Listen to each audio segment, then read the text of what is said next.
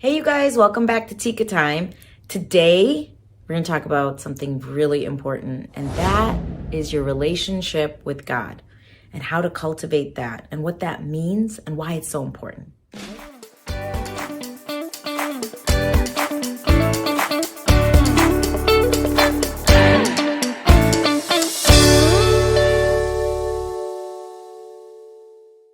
Because Tika Time is all about developing emotional intelligence, which is so much more important than academic intelligence. And that's all that you guys are getting at school. And there is something missing out there. And I'm here to fulfill that need. I have 4 kids myself, 2 of which are teenagers. And I know, also being one, recently, literally life goes so fast. It was just 5 minutes ago. But anyway, I'm telling you that most of the things out there that are cool and, I don't know, it's just like, it's so bad because it's like there are adults out there that are bringing your attention 24/7 to things that make and feel like you are cool and important, but in actuality, it's so superficial. Like everything that's coming at you is so superficial, and it's sad that, that's all that's coming after you. I am here to make sure that that's not all you're getting, because it is hard to balance, I know when you're in school, a lot of the teachers aren't allowed to talk about certain things, depending on public or private school you're going to, because they can also get in trouble for talking about something like God with you guys, And then, when you've got the adults that are talking about all the other stuff that maybe not even appropriate, that's okay, which is crazy, because then how are we balanced? How are we balancing your growth as a young adult, right? Adulthood is going to come and it's going to smack you in the face real soon. It goes so fast. So how do we get you prepared for the trials and tribulations that are coming for you, that are just more serious, right? Like the difference between being a child and adult is that just the ramifications of your actions are just greater. What you do, what you say, what you think, I guess, right? How you treat people, all of those things. There's just bigger ramifications for that since when you were, 5 or 10 years old. One thing that is kind of taboo is talking about God and our relationship with God. Now, if you're going to church and you're getting all that there, that's wonderful. But even going to church, sometimes you are not really there. You're thinking about something else.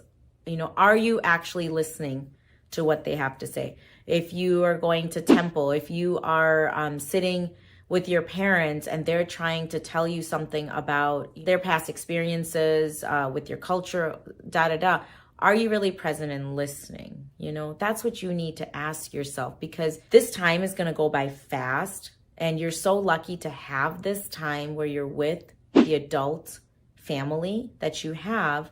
That includes, remember, your parents, your grandparents, your aunts or uncles, even your teachers, and other just responsible adults in your life. You're so lucky to have them right now, because soon, you guys, soon you are going to be that person for somebody else. It's so scary, right? Can you even imagine that, like, other people soon are going to be looking up to you for that guidance, right? It's kind of scary. And you don't even think about that because you think life is so slow, especially because sometimes those teenage years is so boring, right? Or even when you're younger, it's so boring. Trust me, it's fast. It goes fast. So take advantage of the people that you're around and learn from them and ask them questions and develop your emotional intelligence. When we're talking about our faith and God, it is a very personal experience.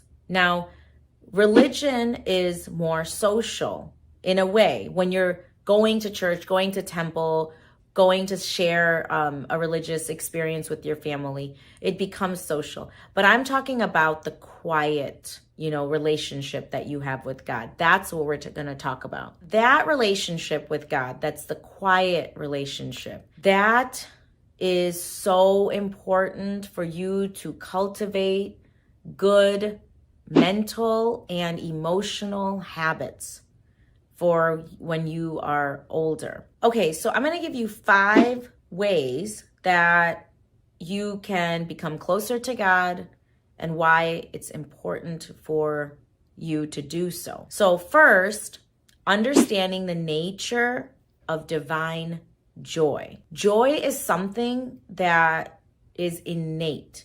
Nothing externally has to happen for you to be joyful. This profound connection with just goodness, the goodness of being alive and being in nature and being a part of this experience in a human body. There is a joy that's inside of you that God gave you. Everybody has a light in them, that God is in there with them all the time. When you have that joy and you have that light in you and you know that you have that, you just start breathing a little deeper and feeling more content. That means nothing has to happen. No external stimulus has to make you happy.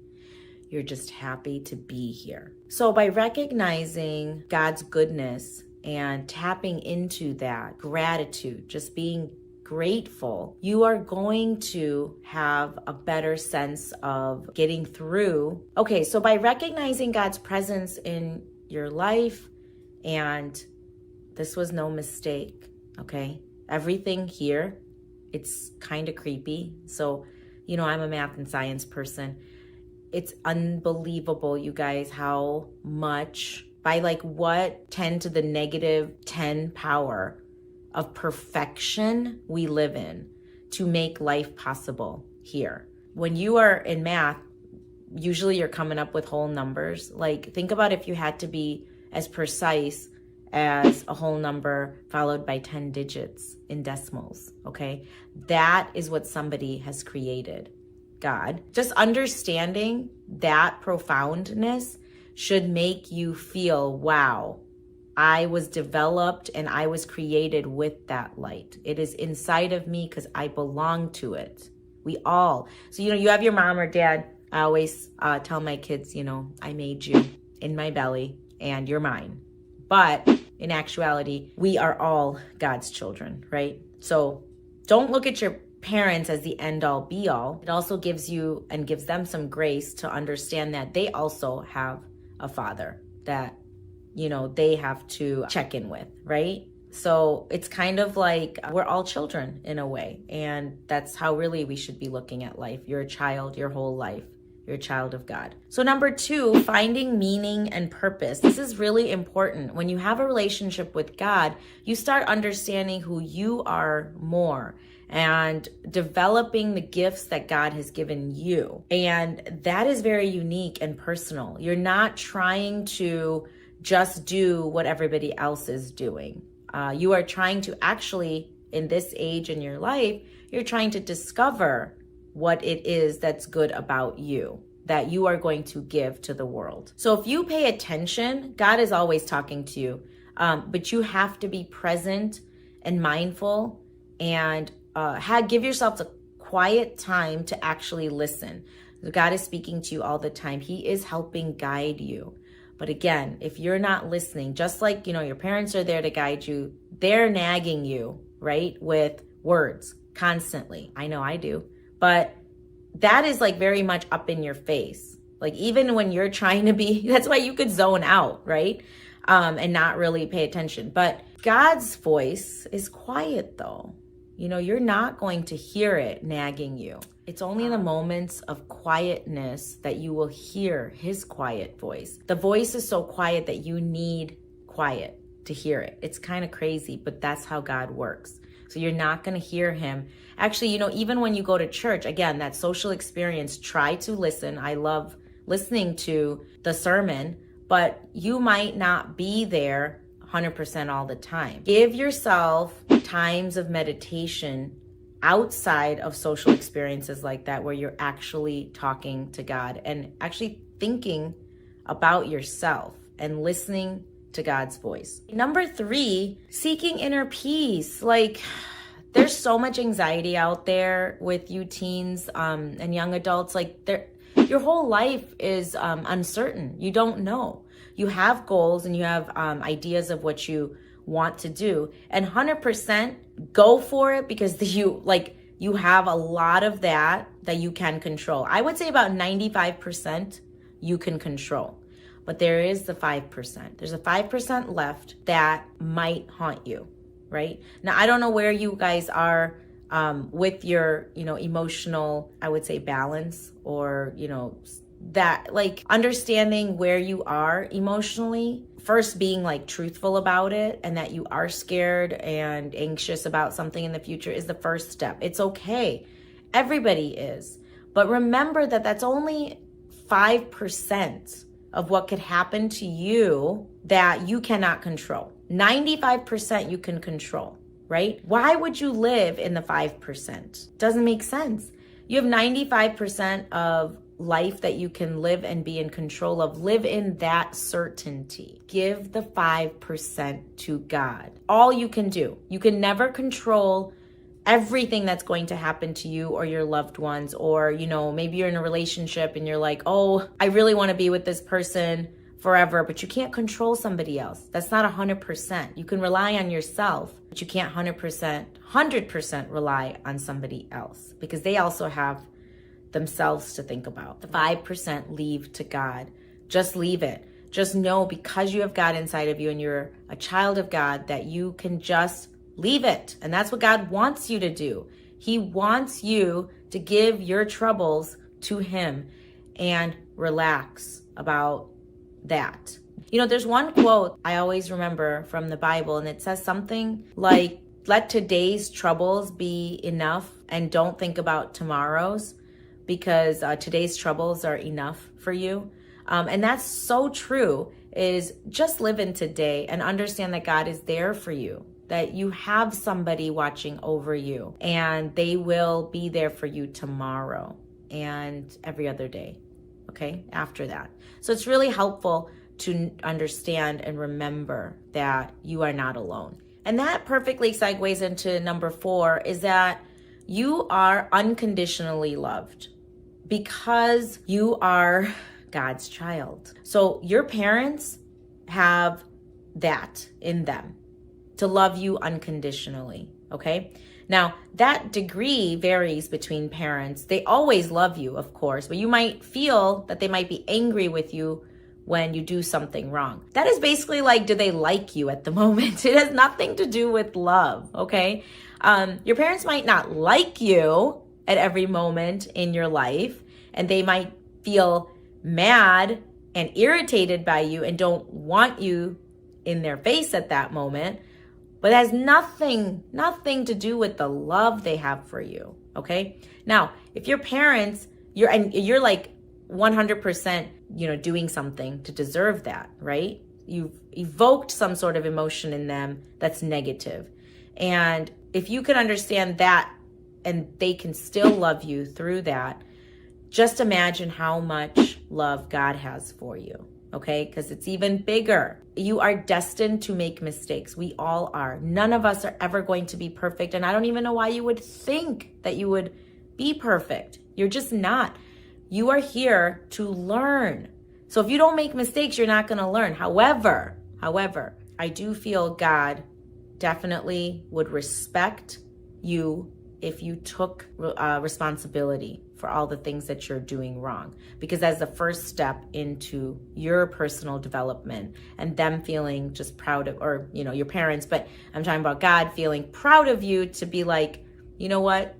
They're being honest. And that is the first step in learning more about yourself and developing yourself more. Okay, and the last thing I want to talk about, number 5, is cultivating that sense of gratitude and service. So not everything, remember, is about you. We are here in life to serve. So when we serve, we are doing God's work. Serving yourself is, yes, very important. That's the first thing that you need to do, because if you're not self-serving, you are not going to be happy. And that's going to come off and irritate other people. Like, you're going to irritate other people, because just naturally you're not feeling content. So yes, you definitely need to spend time with yourself and realize the things that you might be doing that might be irritating other people and giving them negative experiences in life. Now, second though, you have to give back. It's kind of crazy because, well, like what comes first? The joy that you give to somebody else that they give back,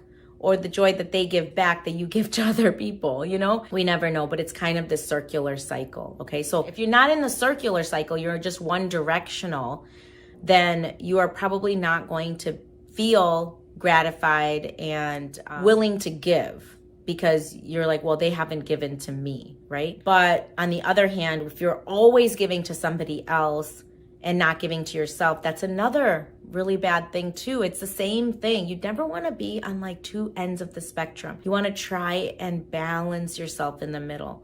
So if you have given yourself some time that day, it might not be enough time, but some time, then now you need to give back to somebody else. Be there for your parents. It's not just that the parents need to be there for you.